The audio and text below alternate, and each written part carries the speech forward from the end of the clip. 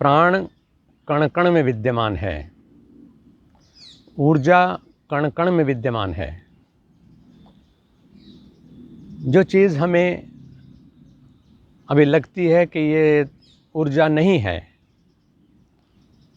उसको भी अगर हम प्रोसेस में ले आएं, एक छोटे से कण को भी प्रोसेस में ले आएं, तो उसके भीतर की ऊर्जा जग जाती है। एक काला कोयला जो एक तरफ पड़ा हुआ है बेकार, जब हम उसको भी प्रोसेस में लाते हैं, अग्नि से जोड़ते हैं,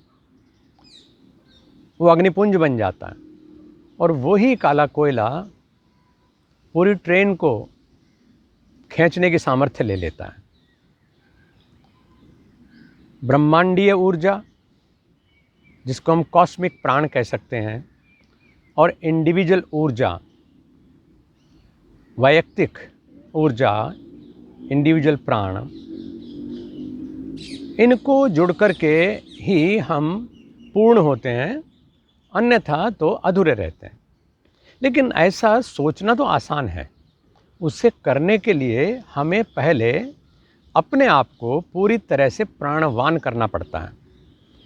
और हमारा जो पूरे शरीर में व्याप्त प्राण है, वो अबाध गति से संचार कर सके और पूरे अस्तित्व में उस प्राण का आयाम हो सके, विस्तार हो सके। फिर हम जहाँ चाहे उस अपनी प्राण शक्ति को एकाग्र कर सकें। जब प्राण शक्ति एकाग्र होकर के किसी भी कार्य में लगती है, तो उस कार्य में परफेक्शन आ जाता है। इसके लिए प्राणायाम का विधान किया गया। और जैसे एक एक कदम चलते चलते, छोटे बड़े स्टेशन पार करते करते हम सहज में ही चलते चलते अपने गंतव्य तक पहुंच जाते हैं, उसी तरह से योग में आरंभ से लेकर के और जो परिणति है हमारी, योग समाधि, शुरू में तो हमें सिखाया जाता है कि अथ योगानुशासनम, ये यौगिक डिसिप्लिन है, अ आ इ ई है भाषा का। उसके बाद फिर हम अक्षर ज्ञान से चल कर के फिर अक्षर ज्ञान तक, अक्षर ज्ञान यानी अब अ ई, ए बी सी डी, अलिफ बे पे, ये सब अक्षर ज्ञान। लेकिन इसकी ही परिणति क्या है? अक्षर ज्ञान, नॉन पेरिशेबल नॉलेज, उस तक उस अक्षर के माध्यम से पहुंचते हैं। तो योग में एक कदम चलते चलते हम यम नियम का पालन करते हुए, आसन का पालन करते हुए, प्राणायाम का पालन करते हुए स्वतः आगे आगे प्रत्याहार की तरफ चले जाते हैं, धारणा लेने लगते हैं। धारणा के बाद जो है ध्यान की स्थिति आ जाती है, और ध्यान की भी पराकाष्ठा है समाधि। और समाधि भी दोनों तरह की, सविकल्प भी और निर्विकल्प भी, जो सबसे ऊंची स्थिति है। ऊंची स्थिति की चर्चा करना प्राय ये सोचते हैं भाई यहाँ तक तो हम नहीं जाएंगे, या हमसे वहाँ का क्या लेना देना, हम तो वर्तमान कर लें। लेकिन ऐसा नहीं है कि कोई भी चीज़ असंभव हो। यदि कोई भी व्यक्ति, कोई विभूति, कोई ऋषि किसी स्थिति तक पहुँचे हैं, तो इस बात का प्रमाण है कि हर व्यक्ति उस स्थिति तक पहुँच सकता है। उचित मार्गदर्शन ज़रूरी है, इसीलिए संभवतः गुरु की महत्ता स्थापित की गई, क्योंकि वो उस राह पर जा चुके हैं, चल चुके हैं, उन्हें अनुभव है। गुरुपदिष्ट मार्गेण योगमेव समभ्यसेत, कि इस योग का अभ्यास अनुभव वृद्ध गुरुओं के मार्गदर्शन में करना चाहिए। वृद्ध नहीं कहा है, अनुभव वृद्ध। छोटा सा बालक भी अनुभव वृद्ध हो सकता है, और बहुत बड़ा जो व्यक्ति है वो भी साधारण व्यक्ति हो सकता है। प्राणायाम हम साधक की स्थिति को देखते हुए, उसकी आयु को देखते हुए, उसकी क्षमता को देखते हुए, उसकी परिस्थितियों का अध्ययन करके तय करते हैं। और फिर सबसे बड़ी चीज़ है कि प्रकृति हमें क्या अनुकूलता देती है। इस बारे में पिछले कुछ कार्यक्रमों में मैंने विस्तार से चर्चा की है। अब हम आगे बढ़ते हैं। ये तो बता दिया गया था कि कुछ प्राणायाम ऐसे हैं जो हर समय यानी हर मौसम में किए जा सकते हैं। और ये भी बताया था कि तरीका तो है कि हम 3 बार प्राणायाम का अभ्यास करें, जैसे त्रिकाल संध्या में, लेकिन यदि ऐसा संभव नहीं है तो हिम्मत न हारें, 2 बार करें। 2 बार भी संभव नहीं है तो 1 बार करें। आज से तो निश्चित रूप से हम बेहतर होंगे ही होंगे। तो जब हम ऐसा करते हैं तो उसमें ये बताया गया कि निरापद प्राणायाम जो हैं वो हैं ख़ासतौर से नाड़ी शोधन प्राणायाम और भ्रामरी प्राणायाम। इसलिए इनको तो हर साधक को नियमित रूप से करना ही करना चाहिए। बाकी चीज़ें जो हैं वो आवश्यकता के अनुसार होती हैं।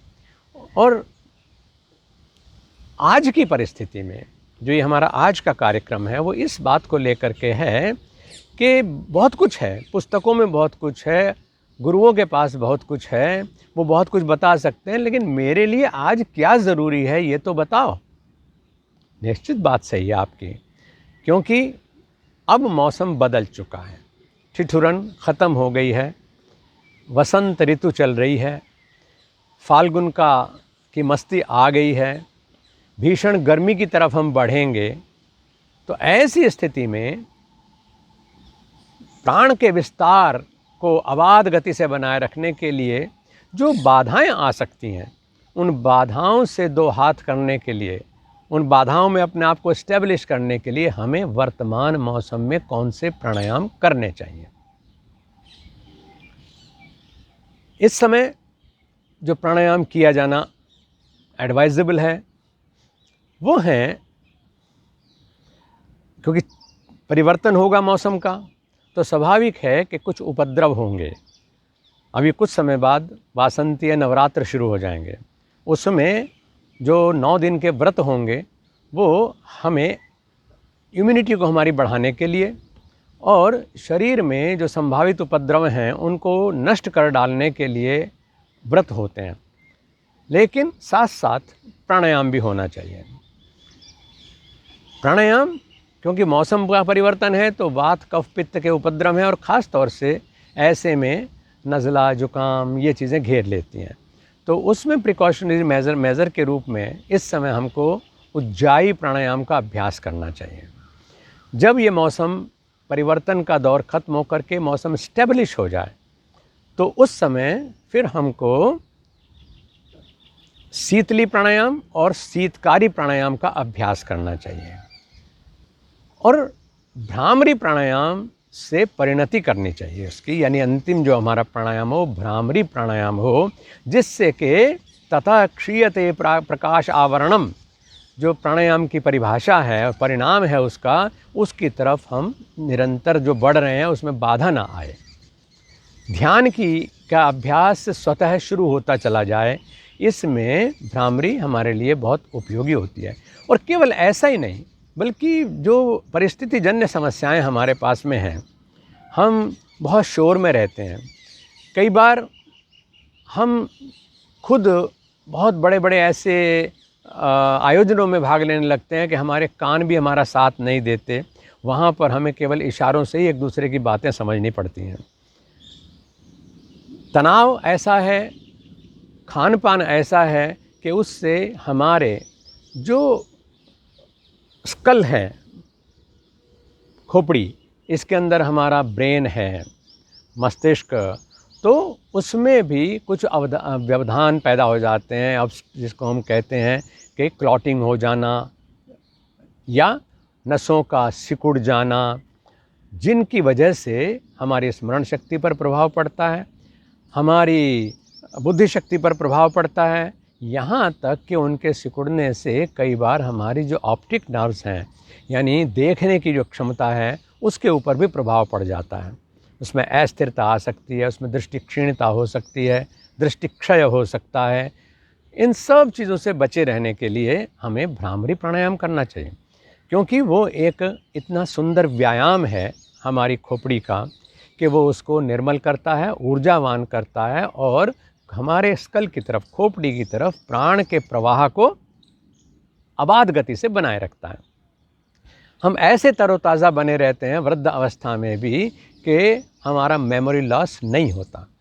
कितने बड़े फ़ायदे हैं इन चीज़ों के कि हमें जो हमारे न्यूरोसर्जन्स हैं, न्यूरोलॉजिस्ट हैं, मतलब उनको परेशान ना करना पड़े। इसके लिए इन अभ्यासों को इस मौसम में करना चाहिए। तो आइए सबसे पहले हम देखते हैं कि उज्जाई प्राणायाम कैसे करना चाहिए। उज्जाई प्राणायाम में आपको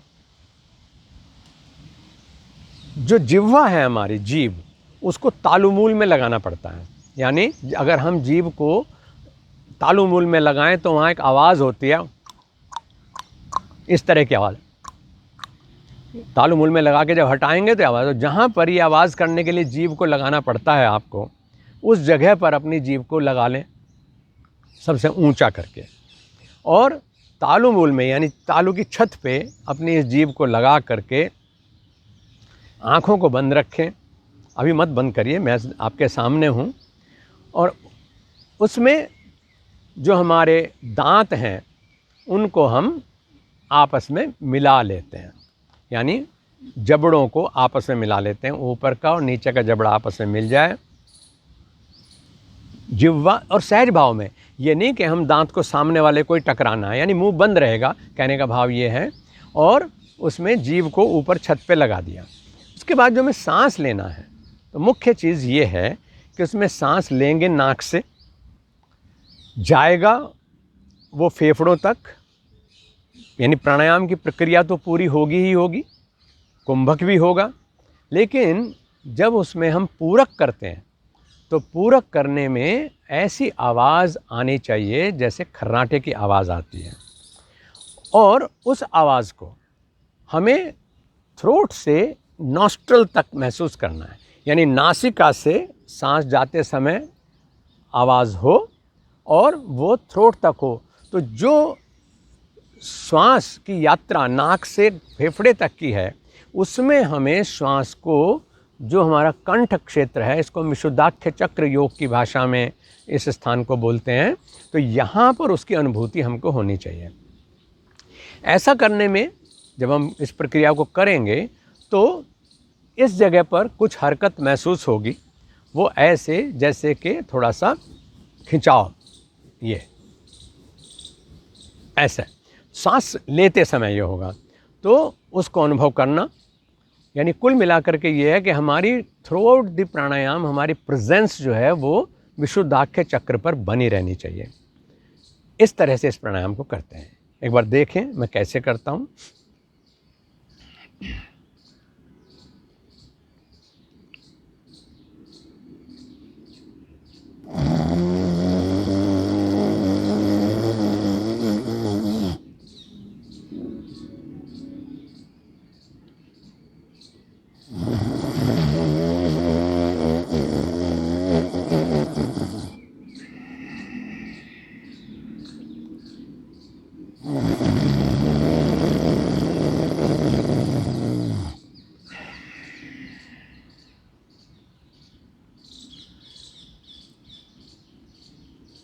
यानी इसका प्रभाव जो हमारे स्नोफिल्स हैं वहाँ पर भी है, इसका प्रभाव हमारे थ्रोट पर भी है, इसका प्रभाव हमारे लंग्स पर भी है। सांस भरना तो इस तरह से आवाज़ के साथ में है, लेकिन उसके बाद आराम से नाक से उसको छोड़ देना है। ऐसा करने में मैंने कहा कि वात कफ पित्त के संतुलन को ठीक रखने वाले प्राणायाम हैं।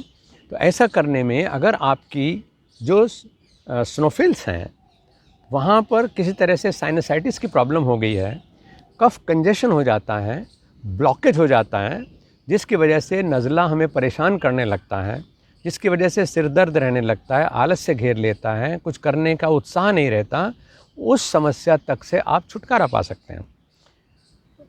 ऐसा करने में कई बार, क्योंकि जब हम सांस को खींच रहे हैं और स्नोफिल्स जो हैं उससे भर्रा रहे हैं, तो ऐसा करने से आपका जो श्लेष्मा है डिपॉजिट, वो कई बार मुख में आ जाता है, क्योंकि हम कंठ की तरफ उसको आकृष्ट कर रहे हैं।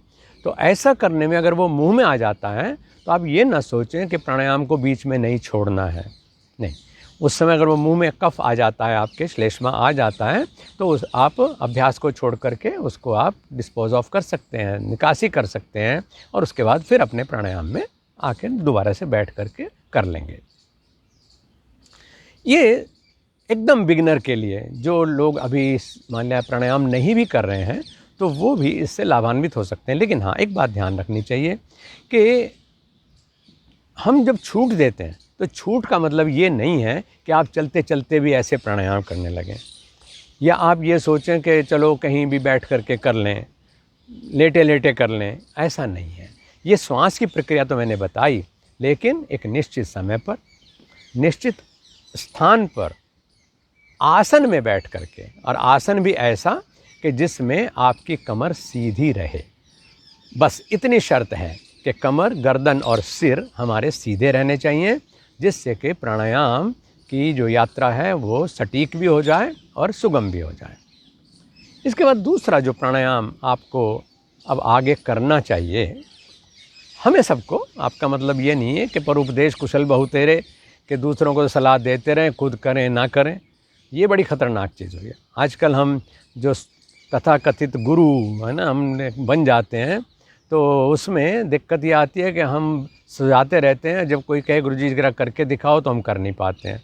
तो ये बात बढ़िया नहीं है, क्योंकि गुरु को उस चीज़ में पारंगत भी होना चाहिए और वो उसको ठीक से बता सकें, समझा सकें। तो केवल सांसायाम तक नहीं, पूरी अवेयरनेस के साथ इसको हम करेंगे। दूसरा जो प्राणायाम इस समय हमारे लिए उपयोगी है, ये मौसम से ही जुड़े हुए हैं।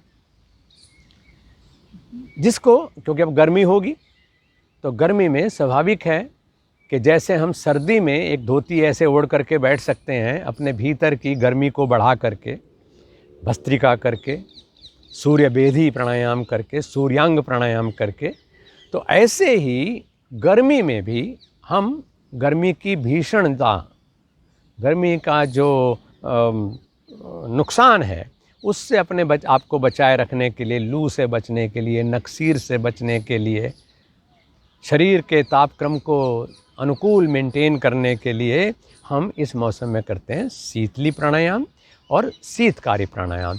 ये जिन लोगों को हाइपरटेंशन होती है, उच्च रक्तचाप, उनको भी ये फ़ायदा देता है। यानी इस मौसम में फ़ायदा ही फ़ायदा है इसका। हाँ, केवल एक चीज़ है कि जिन लोगों को गाउट की प्रॉब्लम हो, यानी गठिया रोग की, या जिन लोगों को अर्थराइटिस ज़्यादा हो गया हो, जो लो बीपी की स्थिति से परेशान रहते हों, उनको इसका अभ्यास थोड़ा उचित मार्गदर्शन में करना चाहिए, और या जब तक उचित मार्गदर्शन नहीं है तो नहीं करना चाहिए। क्योंकि हमारी आपसे वार्ता का लाभ ये होना चाहिए कि हम आपको कोई नुकसान न पहुंचाएं, और पहला लाभ तो यही हो, और दूसरा लाभ ये हो कि आपकी अपेक्षा के अनुरूप हम ऐसे अभ्यास बता सकें जो आपके लिए फ़ायदेमंद है। तो नाड़ी शोधन प्राणायाम तो हमेशा किया जाएगा, लेकिन अब ये जो शीतली प्राणायाम है, इसको हम कैसे करेंगे आरंभिक स्थिति में, उसको हम समझ लेते हैं। इसके करने के लिए भी उसी तरह से हम अपने आसन में स्थिर रहेंगे। वो एक जनरल कंडीशन है कि क्योंकि बता रखा है कि तस्मिन् सति श्वास प्रश्वासयोर गति विच्छेद प्राणायाम, यानी ये तो एक सिद्धांत है कि प्राणायाम करना है तो आसन का अभ्यास आपको अच्छा होना चाहिए, आप टिक करके बैठने के अभ्यासी हो जाएं। तो ये हर प्राणायाम में लागू होगा, इसके लिए मुझे अलग अलग बताने की ज़रूरत नहीं पड़नी चाहिए। तो आसन को स्थिर किया, फिर हम करते हैं शीतली प्राणायाम। शीतली प्राणायाम में हम काकी मुद्रा बनाते हैं। काकी मुद्रा का मतलब हुआ, हमारे जो मुख की मुद्रा है, आस्य बोलते हैं मुख को। प्राणायाम आप जब संध्या वंदन भी करते हैं तब भी कहते हैं ना, वांग में आस्यस्तु, यानी मेरी मुँह जुबान तो है लेकिन उसमें वाणी भी होनी चाहिए। तो ऐसे ही इसमें आस्य का प्रयोग है, क्योंकि तो कहा कि काक चंचुवद आस्येन पिबेत वायु शनै शनै, यानी कौवे की चोंच जैसा मुख बना लेना है और फिर धीरे धीरे वायु को पीना है। काकी मुद्रा भवेत एषः सर्वरोग विनाशिनी, इस तरह की जो मुद्रा है वो काकी मुद्रा कहलाती है, और वो इतना फ़ायदा देती है कि हमें, जैसे कौवा जो है हमेशा निरोगी ही रहता है, तो ऐसे व्यक्ति निरोगी रहने लगता है केवल इस मुद्रा के प्रभाव से। तो मुख की जो मुद्रा है हमारी वो काक चंचुवद, कौवे की चोंच जैसी हो जानी चाहिए और मुख से ही इसमें वायु लिया जाता है। कैसी होती है मुद्रा? जैसे मैं करके दिखाऊं।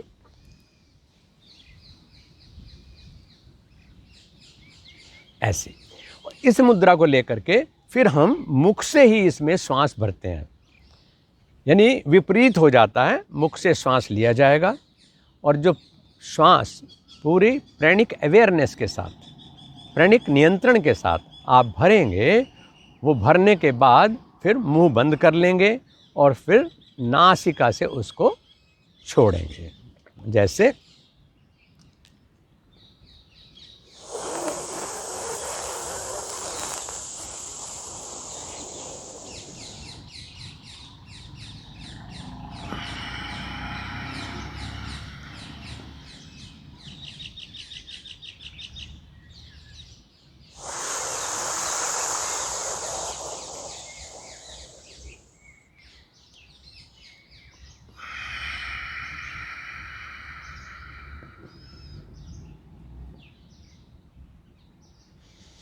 निरंतर इस तरह से इसका अभ्यास हम करते रहेंगे। कुछ दिन इसका अभ्यास करने के बाद आप फिर अगले स्टेप की तरफ जाएंगे, जिसमें कुंभक भी होगा और बंध भी होगा। यानी इसी प्रकार से हमें काक चंचुवत, कौवे की चोंच की तरह से मुख बना करके श्वास को भरना है और उसके बाद निकालने से पहले हम उस श्वास को जो हमने अभी पूरक किया है उसको भीतर लंग्स के अंदर ही रोक लेंगे और ठुड्डी को गर्दन के गड्ढे में, चिबुक में लगा देते हैं। ऐसा करने से हमें जो शीतली प्राणायाम का लाभ है वो तो मिलेगा ही, लेकिन शीतली प्राणायाम के लाभ के साथ साथ हमको दीर्घ प्राणता भी मिलेगी। यानी जो कि प्राणायाम का सही उद्देश्य है उससे हम भटकेंगे नहीं। ऐसा नहीं कि तो खाली इसके लिए है और जो प्राणायाम का जो मेन टारगेट था उससे हम अलग हो गए, क्योंकि अगर मुख्य उद्देश्य से अलग हो गए तो इसका मतलब हम प्राणायाम नहीं कर रहे हैं, तो वो भी हमारा आगे बढ़ेगा। और बड़ी चीज़ ये होगी, यानी जो प्राण का विस्तार है, आयाम है, वो तो होगा ही होगा, लेकिन साथ में जो आज की जीवन शैली में ख़ास तौर से थायराइड की समस्या लोगों को हो गई है, महिलाओं को भी होती है, पुरुषों को भी होती है और तो बच्चों को भी हो जाती है, जो टीनेजर्स हैं, जिससे उनका शरीर जो है वो इम्बैलेंस्ड रहता है, थुल हो जाता है या बहुत कमज़ोर हो जाता है। तो उन सब चीज़ों से हम बचे रह सकते हैं। यानी ये एक मल्टी बेनिफिट प्राणायाम है।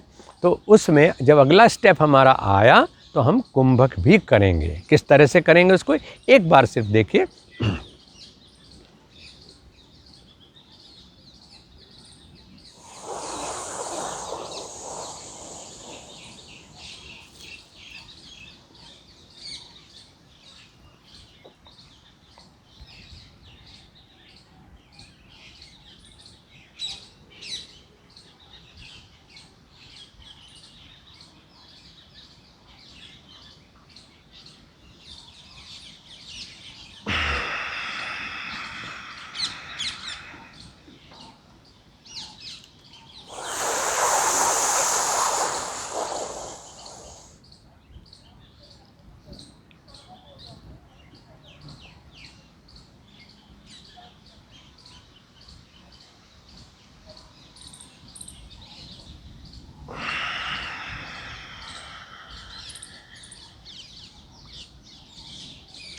ज़्यादा देर मैं इसलिए नहीं रोक करके दिखा रहा हूँ, उद्देश्य तो सिर्फ समझाना है, क्योंकि फिर तो बहुत लंबे समय तक मैं ऐसे ही बैठा रहूँगा जितनी देर तक भी मैं प्राणिक रिटेंशन कर सकता हूँ। आप ऐसे धीरे धीरे इसको रोकने की अवधि को बढ़ाते रहें और जो शीतली प्राणायाम है उसका लाभ भी लेते रहें। चाहे हमने सांस को रोका है, चाहे पूरक किया है यानी भरा है, और चाहे रेचक किया है, छोड़ा है, किसी भी स्थिति में मेरा आसन विचलित नहीं होता है, आसन विचलित नहीं होना चाहिए। ऐसे ही जो मुखमंडल है आपका, उसमें भी विचारों का जो आंदोलन चलता रहता है और वो दिखता रहता है, वो नहीं होना चाहिए, क्योंकि जब हम प्राणायाम कर रहे हैं तो सिर्फ प्राणायाम कर रहे हैं, उस समय सारी समस्याओं को सस्पेंडेड कर देने में हमारी भलाई है, तभी हमको वर्तमान का पूरा लाभ मिल सकता है। इसके बाद दूसरा जो प्राणायाम है वो है शीतकारी प्राणायाम।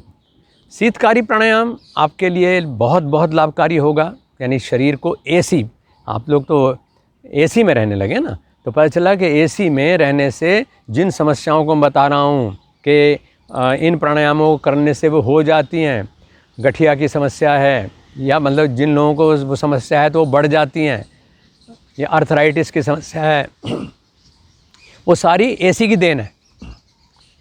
मैं इसको आपसे अक्सर वार्ता में कहता हूँ कि एसी जो है ना हमारी एसी की तैसी करने के लिए है। तो कुदरत में इतना प्यारा वातावरण है, इतना प्यारा मौसम है, इतना प्यारी योग की विद्या हमारे साथ में है, तो हम अपने जो प्राकृतिक पद्धति है ऋषियों के द्वारा दी हुई, उसके साथ हम नेचर के साथ एकोमोडेट क्यों नहीं कर सकते। तो इसलिए शरीर को हम एसी बना लेते हैं।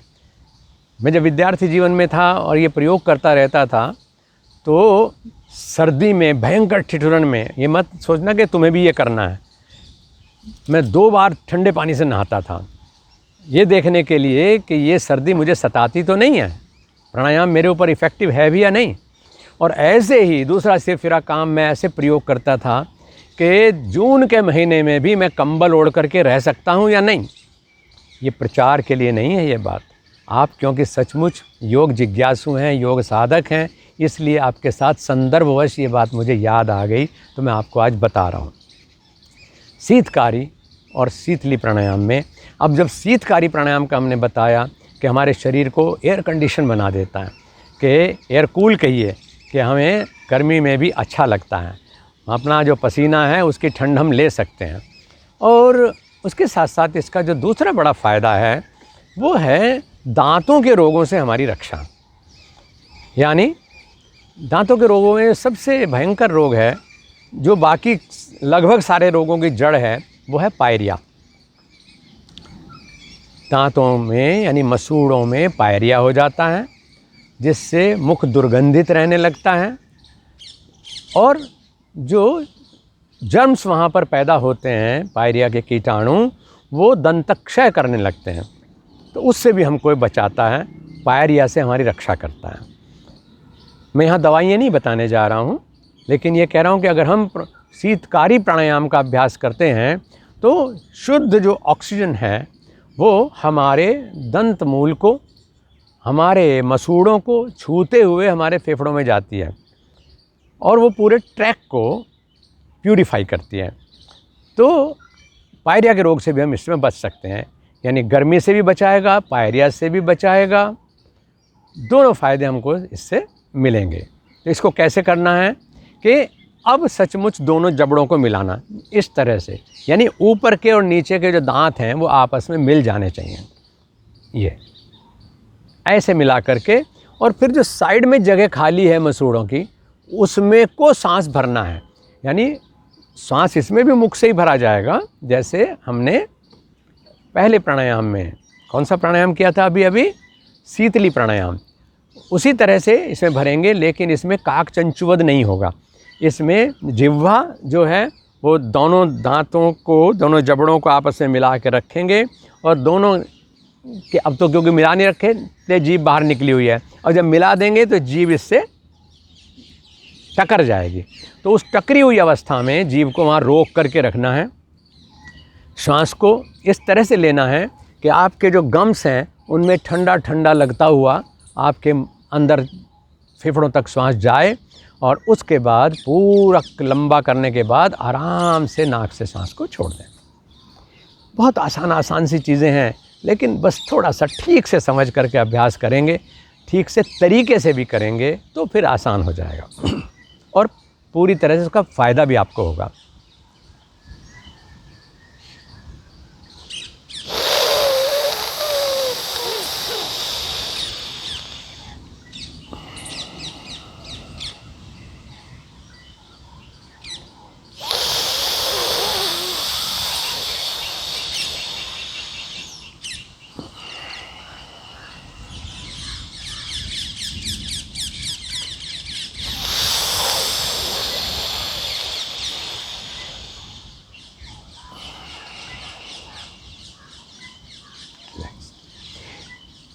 एक बात ध्यान रखनी है कि कोई भी क्रिया, चाहे वो प्राणायाम की हो रही हो, चाहे ध्यान की हो रही हो, उसमें एक्स्ट्रा पावर एक्सरसाइज नहीं करनी है।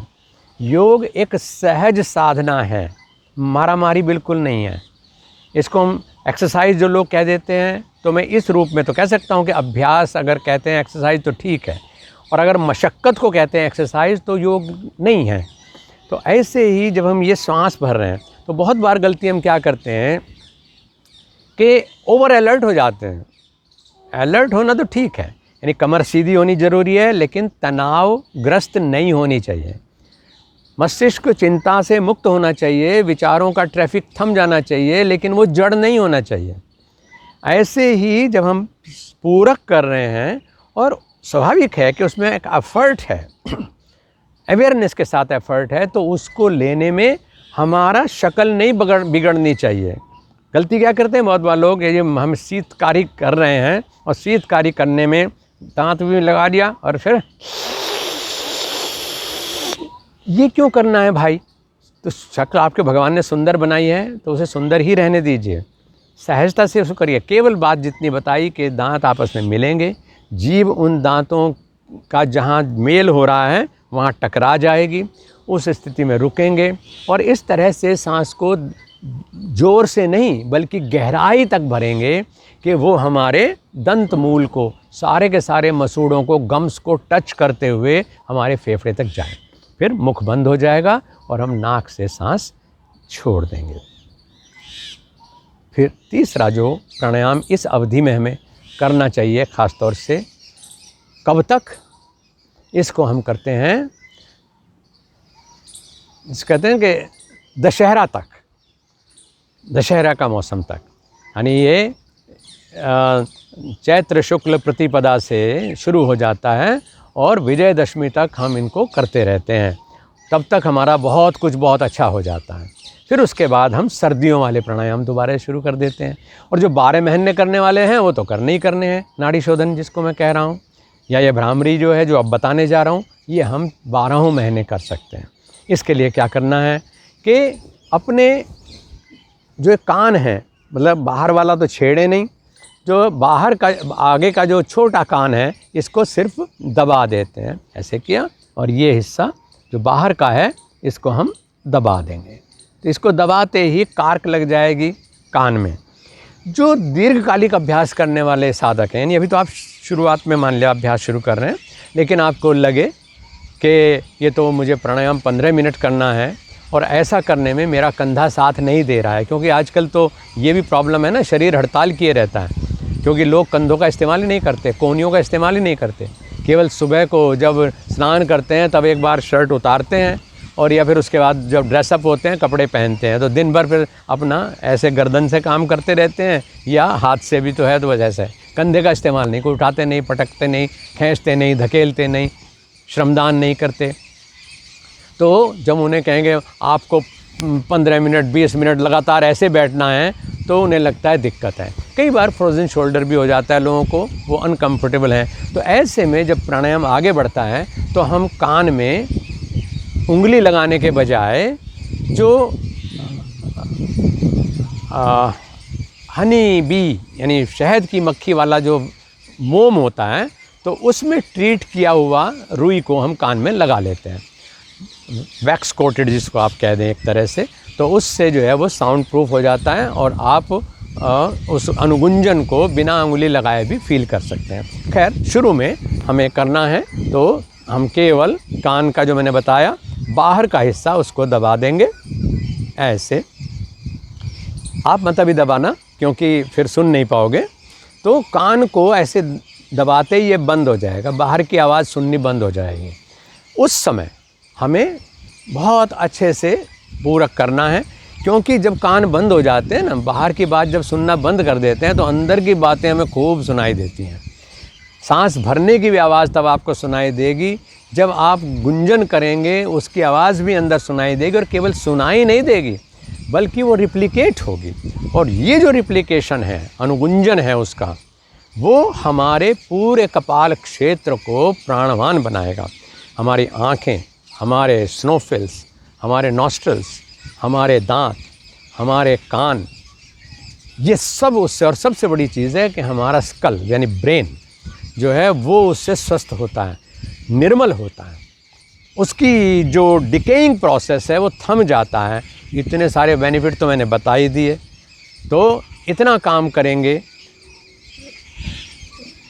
तो आपका भ्रामरी प्राणायाम का लाभ जो नीचे जा रहा है नाभि से आपके फेफड़े और थायराइड तक, वो अलग है, उसका मैं जिक्र नहीं कर रहा हूँ, अपने आप ही फ़ायदे मिलने हैं। और फिर जब हमने सोच लिया कि ये हितकर है तो उसके बाद फ़ायदों पे ध्यान मत दो, उसके बाद सिर्फ प्राणायाम पर ध्यान दो। और जब आप ये ध्यान दे करके प्राणायाम करोगे तो आपको आश्चर्य होगा कि अरे हाँ, ये मुझे हो रहा है, ये तो मुझे फ़ायदा हो रहा है, तो मुझे अब पता चला कि इससे फ़ायदा होता है। यानी जब आप सही रास्ते चलेंगे तो लाभ होगा, आपको परिणाम में अच्छा ही होगा। गलत रास्ते चलेंगे अनजाने में भी तो रास्ते में दंड मिलेंगे, फिर आप बाद में सोचेंगे कि मैंने गलत कर दिया था इसलिए दंडित होना पड़ा। तो आइए एक बार इसको भी देख लेते हैं। कंधे के लेवल पर बाजू फैलाया, कानों से इसको इस तरह से, जो इंडेक्स फिंगर है तर्जनी, उससे कान बंद किए। और वही बात के प्रयास में आपकी शांति भंग नहीं होनी चाहिए, आपका मुखमंडल की कांति भी भंग नहीं होनी चाहिए, और भ्रांति तो बिल्कुल पलनी ही नहीं चाहिए। एक बार देखें।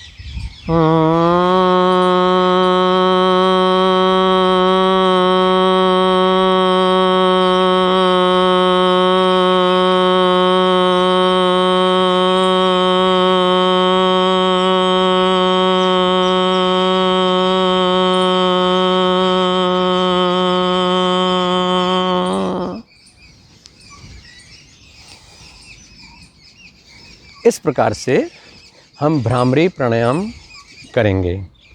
और बेनिफिट्स मैंने आपको इसके बताए, लेकिन किसी भी प्राणायाम का लाभ लेने के लिए उसका कम से कम 10 मिनट अभ्यास बहुत ज़रूरी है। प्राय हम ये सोचते हैं कि चलो 3 बार ये वाला सांस ले लिया, 2 बार ये वाला सांस ले लिया, 1 बार ये वाला सांस ले लिया, अच्छा है, सांस लेने के डिफरेंट स्टाइल्स हो सकते हैं।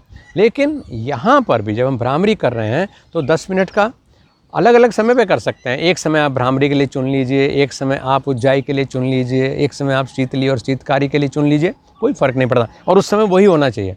और सबसे मुख्य चीज़ ये होती है कि जब हम इनका अभ्यास करते हैं तो उस समय हमारा फोकस केवल इस बात पर हो कि जिस कार्य को हम कर रहे हैं वो परफेक्शन से हो रहा है या नहीं हो रहा है।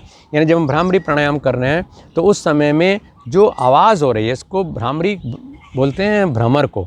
भ्रमर किसको कहते हैं? भौंरा। अब बहुत भाग्यवान लोग हैं जिनको भौंरा देखने को मिलता होगा, क्योंकि भौंरा बड़ी निर्मल प्रकृति में रहता है। और भौंरा जो है उसको अब अंग्रेज़ी में बिग बी कह देते हैं लोग, बिल्कुल काले रंग का होता है और अपने वजन से बहुत हल्के उसके पंख होते हैं।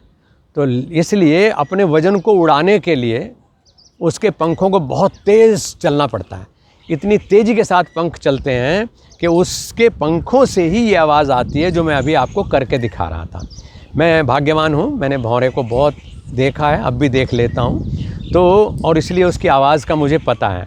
और उसकी आवाज़ जो है, इसमें फिर हम जब आगे एडवांस करते हैं तो हम इसकी आवाज़ को भी हम पीच ले लेते हैं डिफरेंट, कि भौरा दूर जा रहा है, भौरा नज़दीक आ रहा है, भौरा बहुत नज़दीक आ गया है, भौरा बहुत दूर चला गया है।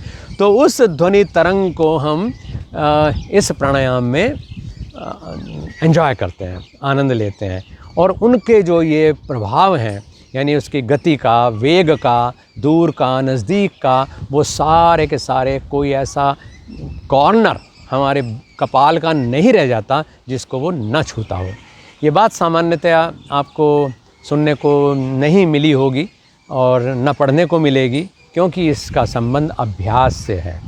ये तो कहेंगे कान से बस ऐसे करो और ऐसी आवाज़ निकालो तो हो गया भ्रामरी प्राणायाम, लेकिन भ्रामरी को कितनी गहराई तक हम ले जा सकते हैं। और इस नाद के माध्यम से ही योग में नाद का उदय हो सकता है, जिसको हम अंतर्नाद कहते हैं, कि हम अंतर्नाद तक सुनने के अभ्यासी हो सकते हैं। बहुत सारी बातें कही जा सकती हैं, चर्चा की जा सकती है।